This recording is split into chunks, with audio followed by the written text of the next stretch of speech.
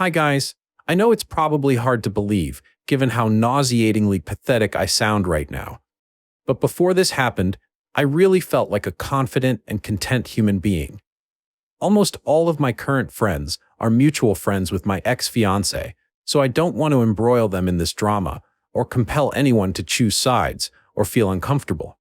So I guess I'm trying to turn to this community for solace and guidance, because I've read a great deal of mature and grounded advice here.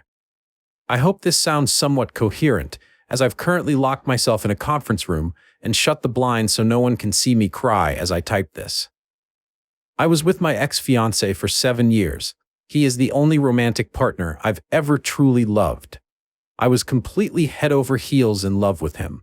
Even now, after all this, I still feel that way about him. He is charming, goofy, kind, quick-witted, interesting, ambitious, and gorgeous. We got engaged 2 years ago, but we're not in a rush to get married. About a year ago, we began to seriously contemplate trying for a baby. We had lived together happily for 6 years. We had done all the traveling and partying we wanted to in our 20s, and we were excited to start our family. Over the next 6 months, he was much busier than normal, but I didn't think anything was wrong. I did my best to alleviate any extra stress he had, though I was experiencing some extra pressure at work too, by taking over all the housework and errands, helping him organize and pack for trips, and just being understanding when he would work very late or need to leave for a week or two. We didn't spend as much time together during that period, and I missed him a lot, but I thought we were still happy. When the 6 months were over, our schedules reverted back to normal. I felt relieved until I started to notice him becoming more distant, despite the fact that we finally had more time together. He started going on his phone more frequently when we were together and seemed to be more protective of his phone. I'm not generally a jealous person, and I trusted him completely, so I didn't think much of it. Then one day, after another month had passed, I brought up the topic of trying for a baby as we'd discussed. I could immediately tell something was wrong. He was quiet for a while, and then he unleashed a flood. He said he was unhappy with our relationship and had been for some time. He said that he cared about me deeply, but that the spark in our relationship had died, and that he tried to convince himself he could live without that spark, but had ultimately decided that he couldn't. He said I had done nothing wrong and in fact was the perfect partner, but that didn't change the fact that he couldn't shake this nagging feeling that I wasn't the one for him. He said that he didn't want to hurt me, but that he couldn't condemn himself to a lifetime of settling for someone that wasn't his dream girl, even though he didn't know if his dream girl existed. He said he was sorry, but he couldn't live a lie anymore.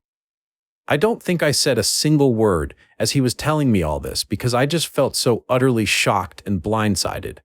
I just stood there, staring and listening and crying silently. When he finished, all I could utter was something like, "Okay, I'm sorry. I didn't know. Do you still love me?" He paused for a while and then said that he loved me, but wasn't in love with me anymore. We proceeded to spend the whole night discussing his feelings and our relationship until we were both so exhausted we couldn't cry anymore, and the sun was coming up. He said he was sorry again, and it was probably best if he stayed at a friend's place, so he packed up some stuff and left. That was about 5 months ago. We never really talked in person again. His brother and his best friend came over that weekend to get the rest of his stuff, and I just left while they were packing because I couldn't stand to be there. I felt so shocked and numb and traumatized and tired that I didn't even cry much. I couldn't really process what was happening as I went through the motions of moving out and explaining the situation to my family. When I finally moved into my new place and sat alone with my boxes, I completely broke down. I could not stop crying and dry heaving. I ended up using 5 vacation days to take off a week of work, which really irked my manager. I could not get out of bed. I barely ate, living off this old tub of peanut butter. I looked through all our old pictures and tried to figure out where it all went wrong. Then for 4 months, I tried my best to move on. I deleted all my social media apps so I wouldn't have to see him. I dove into work. I ramped up my hobbies. I exercised to keep my mind occupied. I met with friends and family and pretended everything was okay. I started going to my therapist again, which helped a bit. I finally thought I could see the light at the end of the tunnel. Then a month ago, I ran into a mutual friend from college. She said it was really sad to see we weren't together anymore, and surprising to see he'd moved on so fast. I told her I wasn't keeping up with him anymore, but that I was doing okay. When I got home, even though I knew it was a terrible idea, I re-downloaded Instagram and went to his profile. His latest picture was him at his cousin's wedding with his arm around a gorgeous girl. All the old pictures of him and I were gone from his profile. Again, I knew it was a terrible self-destructive idea. But I went to the girl's profile and Googled her. She is literally a younger, smarter, prettier, and better version of myself. We both studied at the same university, but she completed a prestigious program which I was rejected from. We both have green eyes and brown hair, but she is far prettier and legitimately looks like a model. We are both thin and fit, but she has an amazing hourglass figure and looks far more stylish than me, and has tens of thousands of followers, even though she's not an influencer or whatnot. In fact, we both work at the same company. I'm pretty sure my ex met her through work, but she landed a job in a prestigious division right out of undergrad and likely makes more money than me. She is an improved version of me, 7 years younger, and the love of my life is dating her. For the past month, I've been spiraling. I can't stop stalking my ex-fiancé and this girl. I look at her Instagram every day and torture myself with her gorgeous pictures. She's posted a dozen pictures with my ex over the past few months, and he looks so happy, healthy, and fit. They've gone on trips together. He's brought her to his hometown, and he's even posted a picture of them with a mushy caption, which he never did when we were together. I have no evidence, and I don't think my ex would do this, but I now suspect he was at least interested in her while we were still together. She started at the company about a year ago. I'm so paranoid about running into them. I can recognize that my behavior is obsessive and masochistic, and I've deleted Instagram and told myself I'm not going to do this anymore, only to wake up the next day and re-download the app and do it again. My therapist has been trying to help, but I just cannot move past this. I'm stuck in this mental loop of self-loathing and self-pity, this crazy mix of extreme sadness and latent anger. I feel so incredibly low, worthless, used up, discarded, and suddenly so incredibly old. I know that comparison is the thief of joy. I know that I am objectively still young enough to move on. I know that social media is a highlight reel, and their relationship may not be perfect. I know that this girl has done nothing wrong to me. I know that my ex deserves to find his dream girl. But none of this knowledge helps soften the fact that I thought that by this time this year, I would be pregnant with the love of my life. And instead, I'm alone, and he's found someone better. Please, if you've ever experienced something similar, share your words of wisdom, or commiserate with me. I don't know. I just feel so worthless and alone. Top comments. Somebody said, "I'm so sorry this happened. I can really feel your pain through your words. I know it sucks, but trust that time will help you move on." 7 years is a long time, and while it would be nice if 4 months was all it took for some people to get over it, the things you did initially sounded good. Deleting social media apps, hobbies, exercise, therapy, but you were under no obligation to pretend everything was okay. That's really not that long, even though I'm sure it feels like an eternity. You are not worthless. You have a lot of great things going for you from the sound of it. I hope you continue therapy, and I sincerely hope you are at a better place soon. Original poster replied, "Thank you very much for your reply. I know deep down that you are right. This will heal with time. It does feel like an incredible relief to finally verbalize these festering emotions and receive an encouraging reply. I will try to commit myself to therapy. Thank you." Somebody said, "I think what you've described would be a nightmare for most women, so I think you're perfectly justified in being upset." I would agree their relationship is almost certainly not perfect, however, and I think it doesn't speak terribly highly of your ex that he is happy dating someone that much younger. Perhaps it means he is actually a bit immature himself, because no matter how smart and serious she is, she doesn't have the same level of life experience as someone who is 31.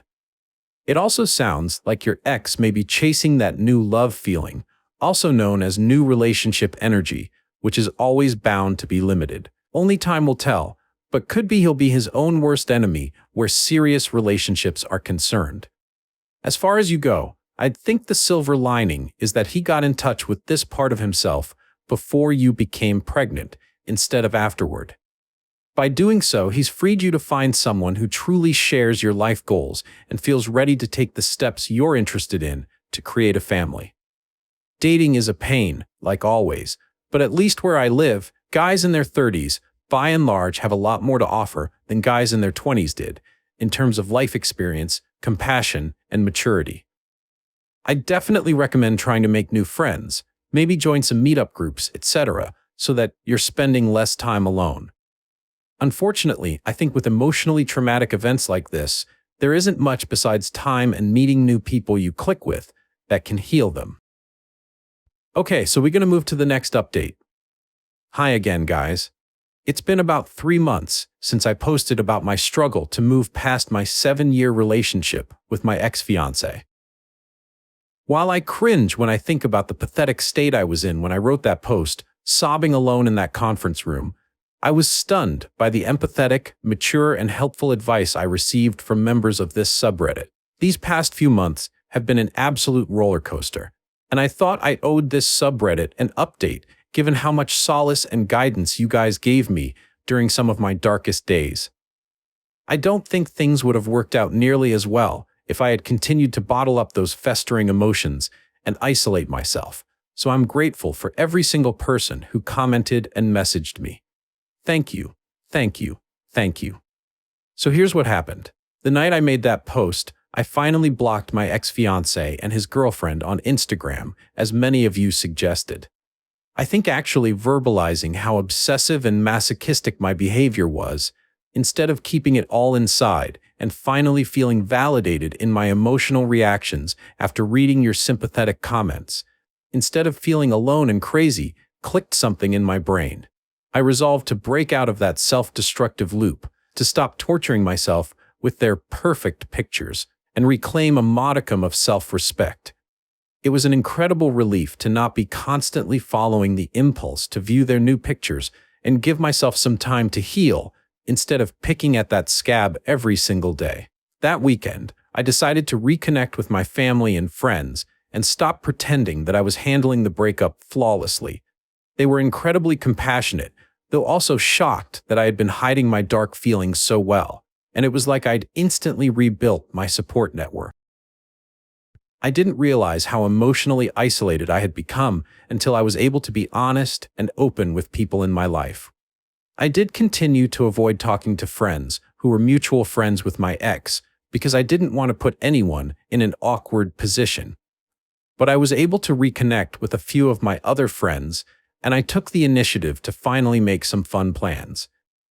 Getting out of the house to enjoy brunches, hikes, and shows with my friends over the past few months has been incredibly beneficial for my mental health.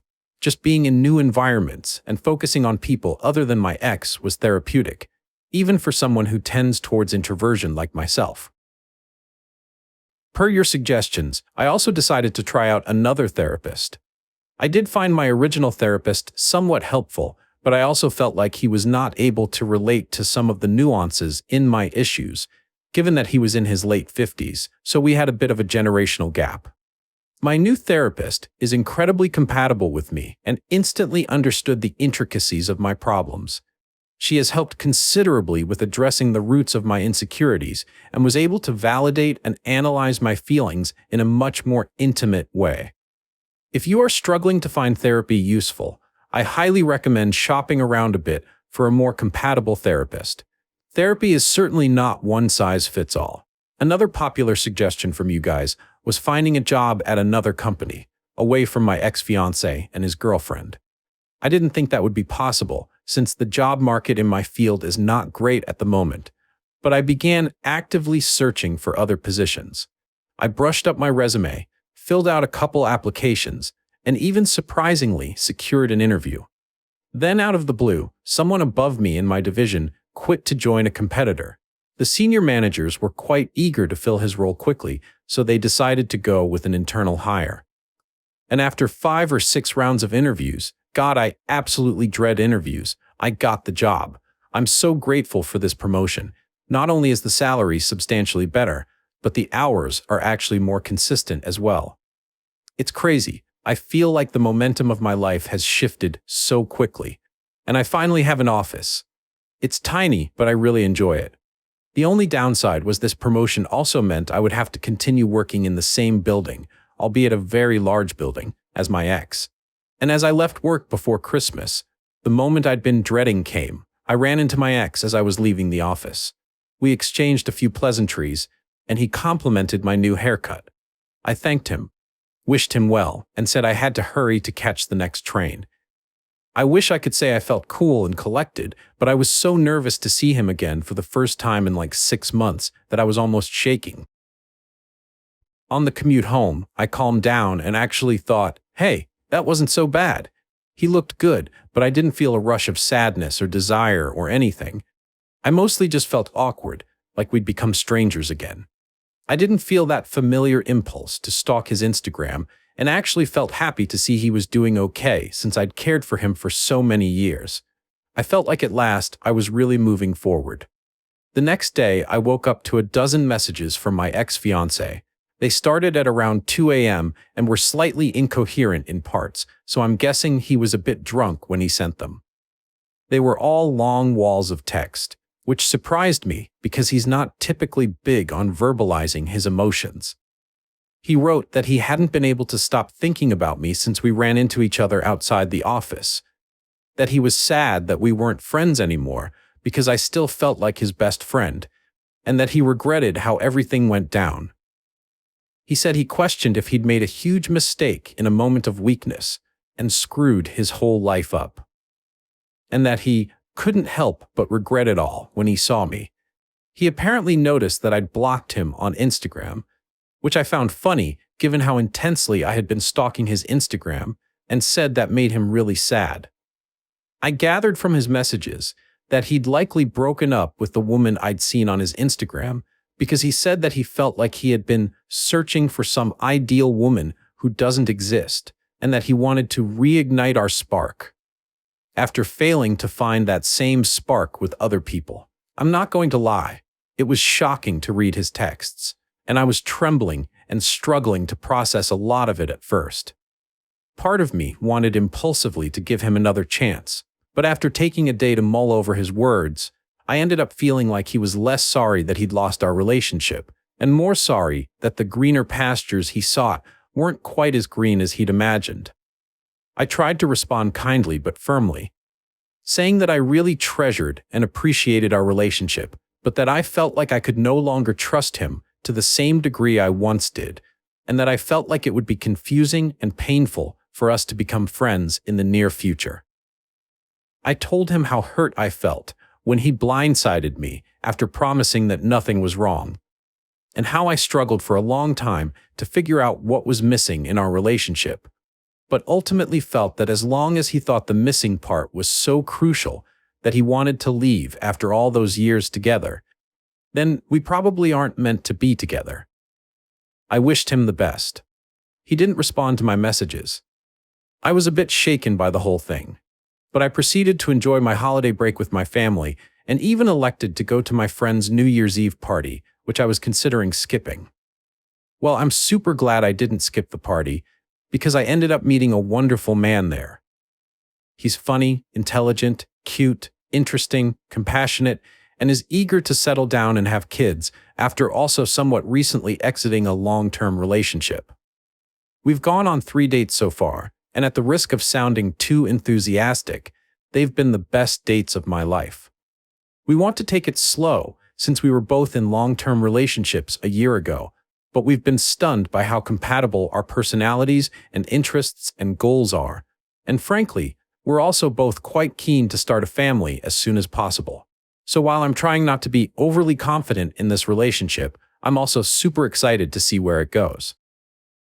In conclusion, thanks in large part to the advice I received 3 months ago in this subreddit, I've emerged from a very dark place and am now cautiously optimistic about my future for the first time in a long time.